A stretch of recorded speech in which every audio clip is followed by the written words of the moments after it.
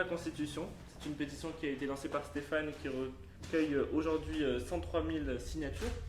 Et pour Stéphane, le 49.3 est un passage en force antidémocratique contre l'Assemblée nationale et donc est une pratique d'un autre temps. Donc, nous l'avons pu voir que le 49.3 a été utilisé lors de la loi travail récemment.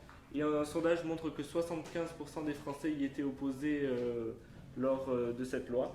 Donc, quelle est votre opinion sur le sujet, la suppression du 49.3 ? Alors, mon opinion. Alors, d'abord sur la loi travail, puisqu'on en est à parler de la loi travail, moi, si je suis élu, je ferai abroger la loi El Khomri, comme la loi Macron, qui sont d'ailleurs des lois qui portent mal leur nom, parce qu'elles sont en fait imposées par l'Union européenne, toujours par le rapport des grandes orientations de politique et économique dont je parlais tout à l'heure. Donc il faut voir que Mme El Khomri et M. Macron n'ont été en définitive que tout simplement les petits télégraphistes de Bruxelles. Je ferme la parenthèse, je reviens plus précisément sur votre article 49.3. Moi, je ne vais pas signer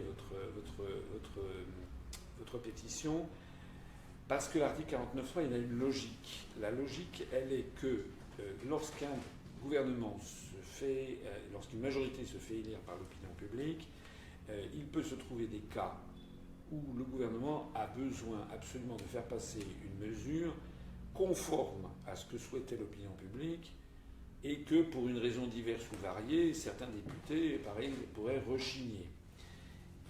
Le mauvais exemple a été donné par M. Valls, en effet, puisque je rappelle que la majorité socialiste s'est fait élire en 2012 sur un programme socialiste, et en fait ils ont fait tout le contraire.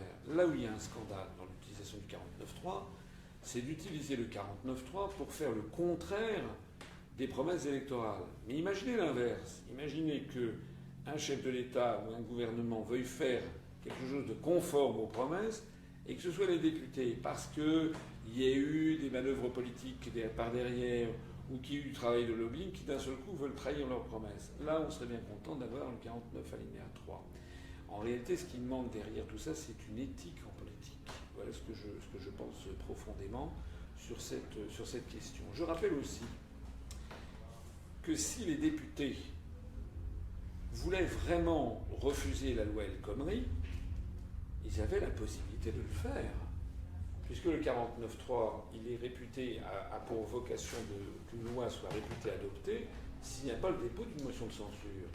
Donc les députés socialistes, si vraiment ils étaient contre la loi El Khomri, les frondeurs, etc., il fallait qu'ils déposent une motion de censure qui aurait certainement été votée par l'opposition, et en définitive, le gouvernement serait tombé, la loi El Khomri n'aurait pas eu lieu, et peut-être d'ailleurs M. Hollande aurait été obligé d'avoir recours à des élections législatives anticipées, auquel cas la majorité aurait été balayée.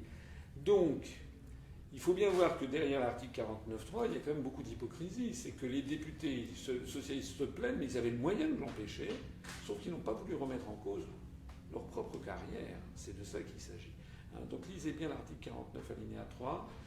La situation n'est pas très satisfaisante, je suis d'accord. Moi je pense que l'on pourrait, mais c'est très difficile à formaliser, c'est un problème d'éthique. Et comment l'idée, moi, que l'on puisse mettre une majorité devant ses responsabilités en disant soit vous votez, enfin plus exactement la loi est réputée être votée parce que soit vous faites une motion de censure et à ce moment-là on retourne pour trancher devant les électeurs. C'est ça la logique.